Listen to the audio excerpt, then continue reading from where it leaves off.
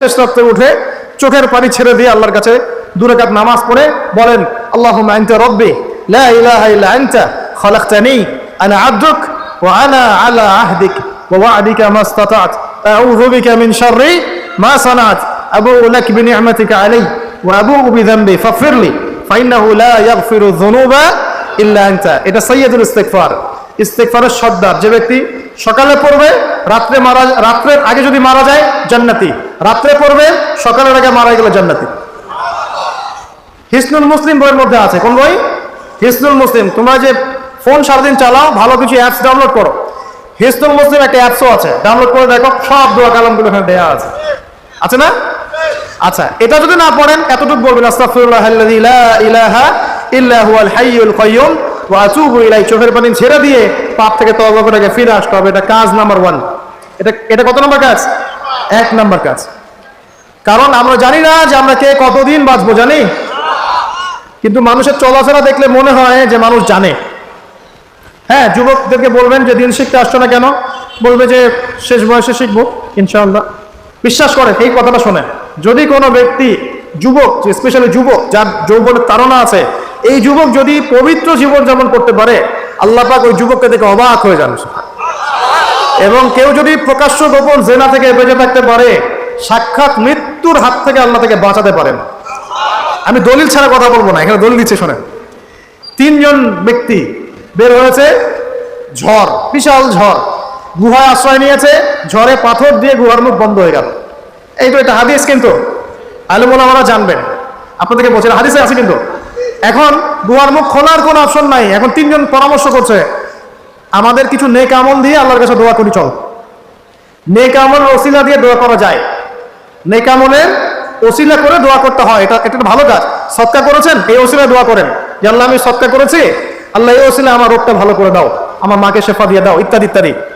আর আমরা সদকা করলে আগে নাম লিখাই, অমুক সাহেব 5000, অমুক 1000, অমুক 200। আরে ভাই, সদকা করলাম তো আল্লাহর জন্য, মানুষকে জানানোর কি দরকার আছে? এর লৌকিকতা ত্যাগ করতে হবে না?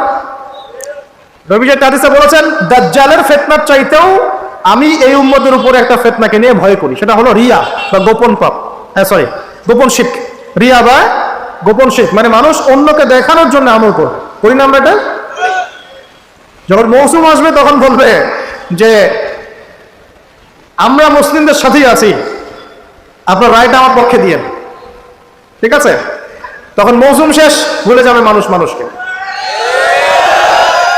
শোনেন, একজন দোয়া করছে, আল্লাহ আমার বৃদ্ধ পিতা মাতা ছিল, তাদেরকে দুধ পান না করে আমি দুধ পান করতাম না, আমার সন্তানদেরকেও পান করাতাম না। এই আমলটা আল্লাহ যদি তোমার কাছে কবুল হয়, আল্লাহ তুমি আজকে এই পাথরটা সরিয়ে দাও। পাথরটা একটু সরে গেল, সুবহানাল্লাহ। পাথর আল্লাহর হুকুম শোনে না? শোনে না? আগুন আল্লাহর হুকুম শোনে নাই? ইব্রাহিম আলাইহিস সালামকে ফেলা হচ্ছে, আল্লাহ পাক বললেন না, ইয়া নারু কুনি বারদান ওয়া সালামান আলা ইব্রাহিম, আগুন ঠান্ডা হয়ে যায়নি? এই প্রকৃতি আল্লাহর কথা শোনে। 2টা মাখলুক আল্লাহর কথা খালি শোনে না। 2টা মাখলুক আছে আল্লাহর কথা শোনে না। 1 নম্বর হচ্ছে মানুষ, আর 2 নম্বর কি? জিন। আর এই জন্য এই 2 শ্রেণীর ব্যাপারে আল্লাহ বলেছেন, ওয়ালাকাদ যারানা লি জাহান্নামা কাসীরাম মিনাল জিন্নি ওয়াল ইনস। আমি জাহান্নাম পরিপূর্ণ করব প্রচুর মানুষ আর জিন দ্বারা। নাউযুবিল্লাহ। আগে মনে করতাম, যখন বয়সটা আরো কম ছিল, যে আল্লাহ পাক মানুষকে কিভাবে জাহান্নামে দিতে পারবেন, আল্লাহ পাক গফুর রহিম। এখন বুঝতে পারছি, পরিবেশ দেখে, এই বিশ্ব বৈশ্বিক প্রেক্ষাপট দেখে গবেষণা করে পড়াশোনা করে, যে জাহান্নামে যাওয়ার উপযুক্ত যদি কোনো প্রাণী থেকে থাকে সেটা হচ্ছে মানুষ। জানেন, জাহান্নামে যাওয়ার উপযুক্ত কোনো প্রাণী এই মহাবিশ্বে থাকে, সেটা হচ্ছে মানুষ। এই জন্য আল্লাহ রসুল একটা হাদিসে বলেছেন, 1999 জন মানুষ যাবে জাহান্নামে। বলে নাউযুবিল্লাহ। আবার এমন হাদিস আছে যে বিনা হিসেবে 70,000 মানুষ যাবে জান্নাতে, কোনো হিসাব নাই, বিনা হিসাবে জান্নাতে। আবার একটা হাদিসে আসছে প্রত্যেক 1000-এর সাথে 70,000 করে। সাহাবীরা খুশি হয়ে গেলেন যখন তারা জানলেন যে বেশিরভাগ জান্নাতি হবে উম্মতে মুহাম্মাদীর। সুবহানাল্লাহ। উম্মতে মুহাম্মাদীর জান্নাতে যাওয়ার একটা হাদিস বলে দেব, একটা হাদিসের আমল করতে পারবেন? মেরাজের রাতে নবী সাল্লাল্লাহু আলাইহি ওয়াসাল্লামকে আল্লাহ পাক ওয়াদা করেছেন, হে মুহাম্মদ সাল্লাল্লাহু আলাইহি ওয়াসাল্লাম, তোমার উম্মতের মধ্যে যে কোনো ব্যক্তি যদি শিরিক না করে মারা যায়, আকাশ জমিন সমান পাপ থাকলেও আমি আল্লাহ তার সামনে আসমান জমিন সমান ক্ষমা নিয়ে হাজির হব। শিরিক না করে মারা গেলেই জান্নাতে যাবে ইনশাআল্লাহ। যদি সে চুরিও করে, জেনাও করে, ইনশাআল্লাহ আল্লাহ পাক হয়তো শাস্তি দিয়ে তাকে মাফ করে দিবেন। মৃত্যুর যন্ত্রণায় অনেক গুনাহ মাফ হয়ে যাবে ইনশাআল্লাহ। কবরের আযাবে অনেক পাপ মাফ হয়ে যাবে ইনশাআল্লাহ। আবার হাসরের মাঠেও মানুষ দাঁড়া থাকবে 50,000 বছর, এই কষ্টেই অনেক গুনাহ মাফ হয়ে যাবে ইনশাআল্লাহ। আল্লাহ পাক রহমতের চাদরে ঢেকে নেবেন, ইনশাআল্লাহ গুনাহ মাফ হয়ে যাবে।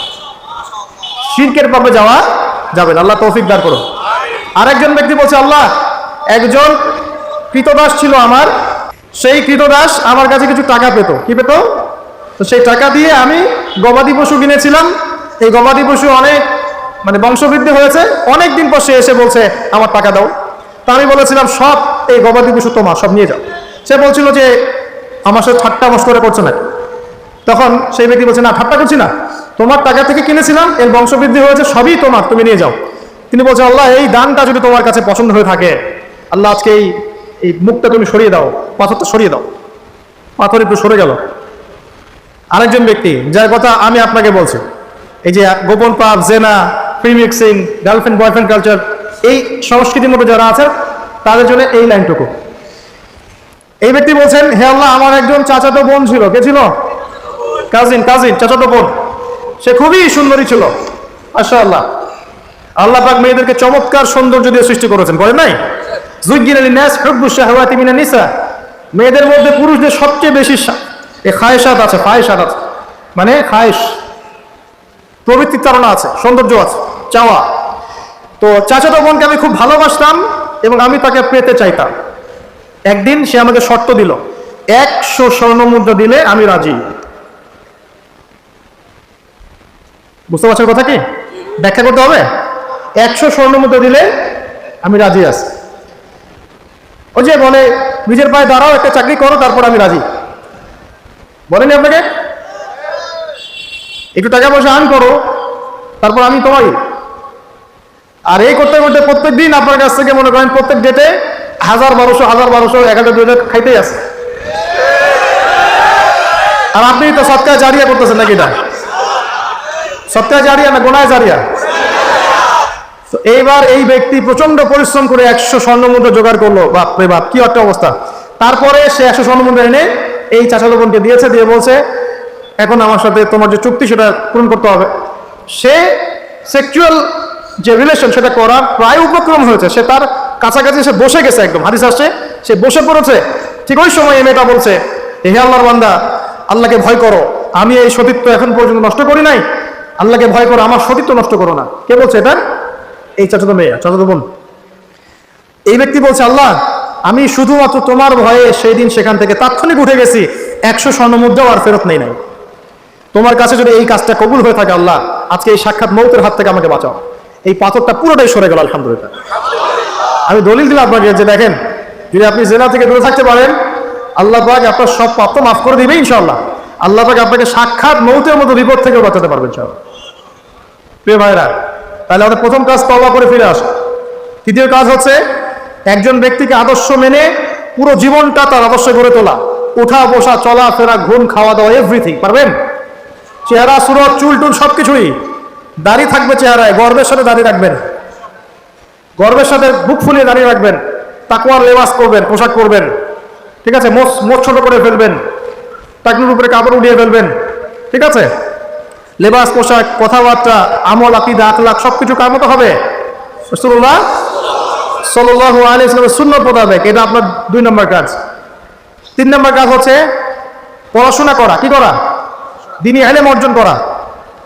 আগে সহজ বইগুলো পড়বেন, তারপর আস্তে আস্তে কঠিন বইয়ের দিকে যাবেন।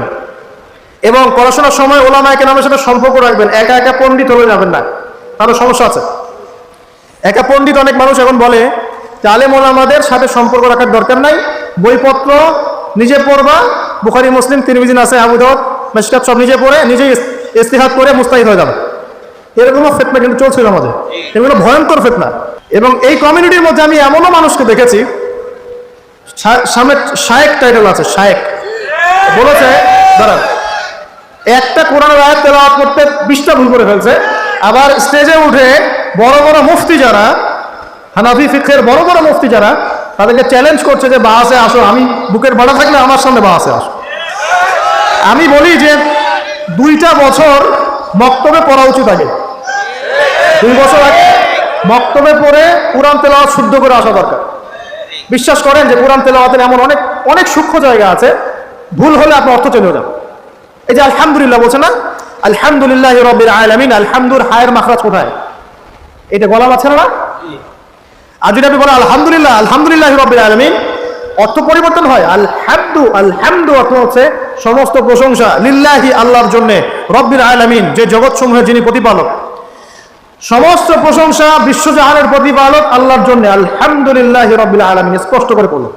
আর আপনি বলছেন আলহামদুলিল্লাহি রাব্বিল আলামিন, সমস্ত নিন্দা বিশ্বজাহানের প্রতিপালক আল্লাহর জন্য। একটা হায়ের কারণে চেঞ্জ হয়ে গেছে। পড়ছেন মনে করেন যে কুল ইয়া আইয়ুহাল কাফিরুন, হে কাফেররা, লা আ'বুদু মা তা'বুদুন, লা আ'বুদু মা তা'বুদুন। লা মানে না, এখানে আ'বুদু আমি ইবাদত করি, মা যার, তা'বুদুন তোমরা ইবাদত করো। বুঝতে পারছেন কি? Basic Arabic grammar. আমি তার ইবাদত করি না, যার ইবাদত তোমরা করো, কাফেরদেরকে বলছি আমরা।